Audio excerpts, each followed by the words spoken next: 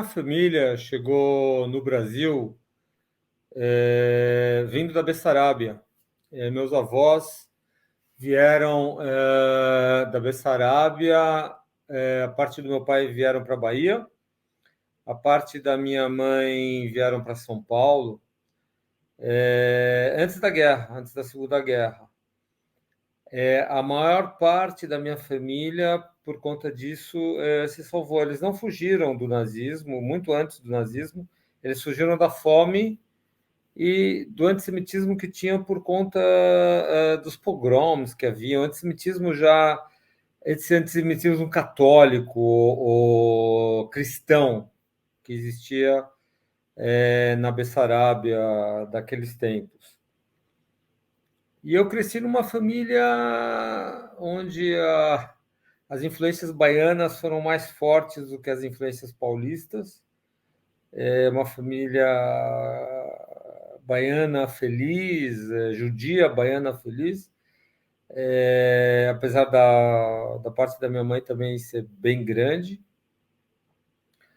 E eu não sei dizer exatamente aonde é que esse bichinho do sionismo me mordeu. Eu brinco e falo que já foi no útero, porque eu fui o único na família que naqueles tempos era realmente assim apaixonado por Israel. Eu tinha uma coisa com Israel desde pequeno, me lembro na escola, desde pequeno, quando na minha família eu era o único. Depois meus irmãos vieram a Israel, não sei se foi por minha causa, mas vieram. Mas na época que eu já era apaixonado, que eu falava em Israel, que eu fui ao movimento juvenil, meus irmãos não eram, apesar de terem frequentado. Meu irmão frequentou a Hazit, minha irmã o Avanhandava, que era o movimento de escuteiros lá da Hazit, mas não eram assim de querer morar em Israel ou qualquer coisa parecida. E eu fui ao Shomer porque queria alguma coisa com Israel. Sempre tive essa coisa com Israel. E depois dessa paixão, eu nunca mais consegui emocionalmente voltar ao Brasil.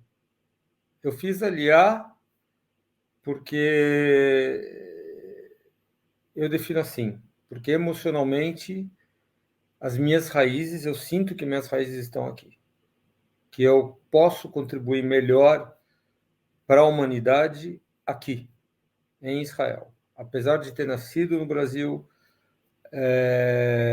eu posso contribuir melhor para o mundo estando aqui.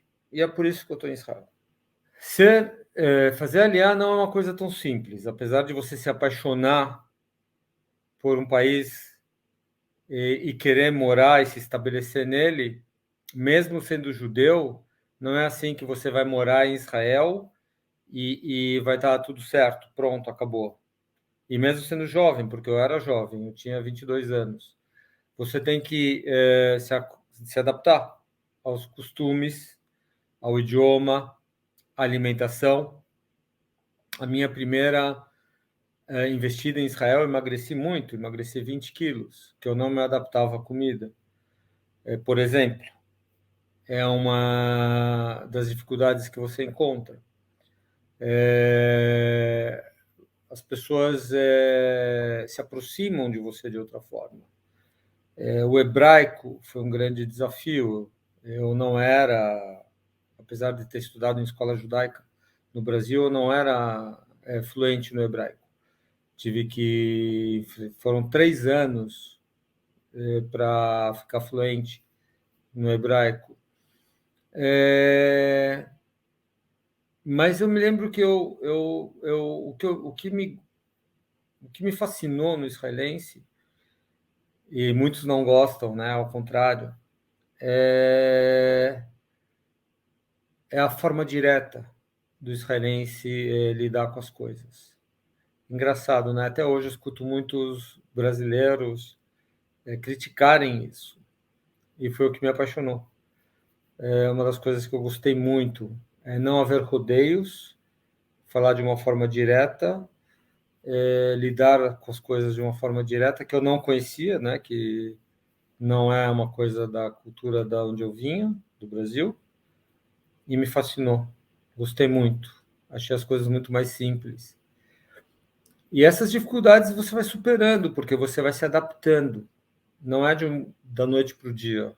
Você vai se adaptando a essa cultura, você vai se adaptando a essas pessoas, você vai se adaptando ao país, você vai se adaptando à alimentação. Isso é possível, na minha opinião, se você quer muito. Isso é possível de uma forma plena, né? Porque eu tinha sempre a opção de pegar o avião e voltar para casa. Fiz o curso de guia, fiz todas as provas, etc. E entrei no turismo. É uma profissão interessantíssima.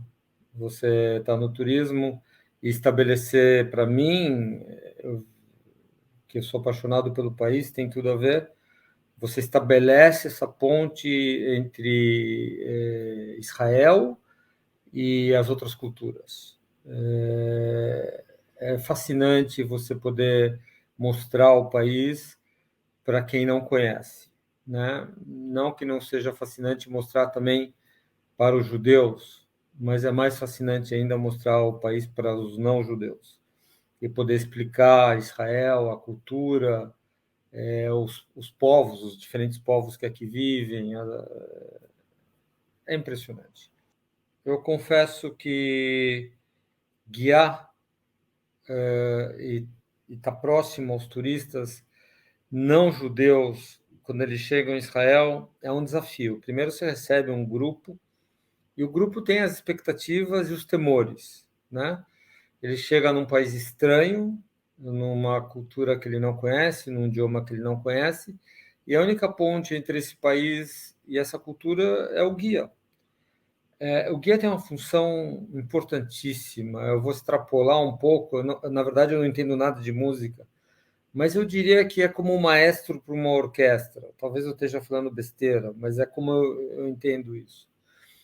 E o guia tem que estabelecer essa ponte. Me falaram uma vez, quem toca numa orquestra, que sem o maestro, a orquestra não anda.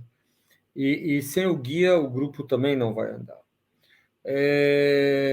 E o guia tem essa função de mostrar para o grupo a beleza do país. E a beleza do país não está sempre nas paredes, na arquitetura, tá nas entrelinhas, né? Independente do grupo ser católico, evangélico, laico, o guia tem que buscar e mostrar para o turista tudo isso. Eu me lembro, por exemplo, levando um grupo no Monte das Oliveiras para fazer a vista, para repetir o que a gente chama de entrada triunfal, que é a entrada quando Jesus entra em Jerusalém, ele entra pelo Monte das Oliveiras, e a passagem no Novo Testamento reporta tudo isso. Então a gente procura fazer isso também com os grupos cristãos, evangélicos, católicos. E a gente leva no Monte das Oliveiras né, recorda a passagem bíblica. O guia nunca ele faz a função do pastor ou do padre, mas ele abre a Bíblia e lê da forma, interpreta ali da forma como foi. E aí o líder espiritual que está com o grupo, ele tem a função de fazer com o grupo a passagem mais espiritual. E estava comigo o motorista, que não entendia uma palavra do português, e as pessoas começaram a ter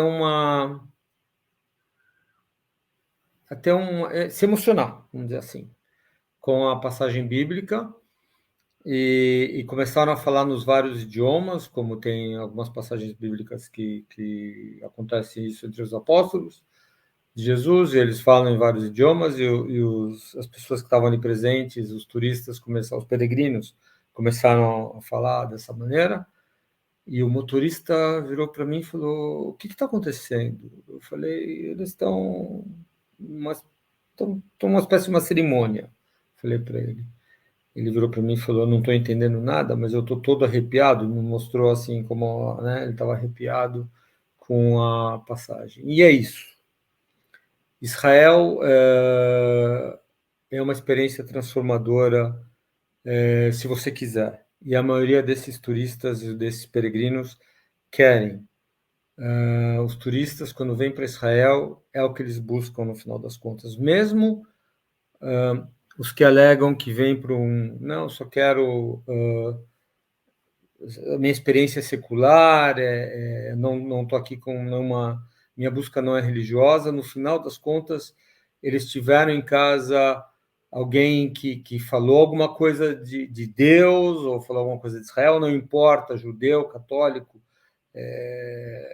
muçulmano, evangélico, e acontece muito com as pessoas. Acontece muito das pessoas de terem uma experiência transformadora, de se emocionarem a esse ponto, e eu acho que eu acredito que a maioria das pessoas que voltam para o seu país de origem voltam diferente do que quando vieram para Israel. Mas Israel recebe de todo mundo turistas das mais variadas origens e cores e religiões, de todo mundo.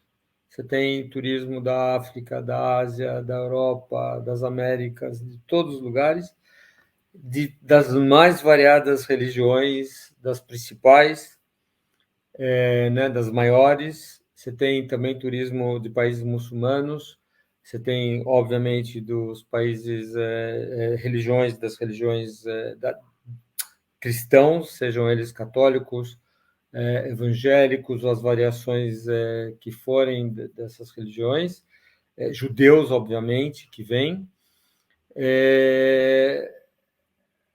e o turismo secular também. E daí vão várias variações. Os turistas podem chegar em grupos, podem chegar individualmente, tem turistas que buscam um turismo de luxo, tem turistas que não podem, que turismo um pouco mais barato, e todas essas opções Israel oferece para o turista. Outra busca muito grande que desde 2018, 2019 é a busca são as missões de negócios, que é a busca pelas startups, pelo agronegócio, tudo isso que Israel está sendo famosa, né? Você tem a food tech, você tem a indústria, a tecnologia da alimentação em Israel está sendo muito desenvolvida, você tem a tecnologia dos computadores, você tem a tecnologia financeira. Para mim, o turismo ele é importante por estabelecer esse contato com as comunidades do exterior, sejam elas judaicas ou não, estabelecer uma ponte de amizade entre as pessoas que não conhecem Israel e que agora vão conhecer e vão se tornar amigas de Israel. Infelizmente, os judeus e Israel temos muitos inimigos e muita gente falando besteira, e as pessoas acreditam em qualquer coisa que elas escutam, e uma forma boa de eliminar essas besteiras que eles escutam é vir aqui e ver, né? Eles veem com os próprios olhos, e o turismo é muito importante por conta disso. Israel e o mundo. Que eu posso falar? Eu trabalho numa profissão maravilhosa, onde eu posso contribuir, onde eu sou uma ponte, onde o desconhecido se abre, e eu trago, onde a gente traz a luz para as pessoas conhecerem coisas que elas não tinham ideia, não tinham noção. Eu sou grato por poder fazer parte de tudo isso.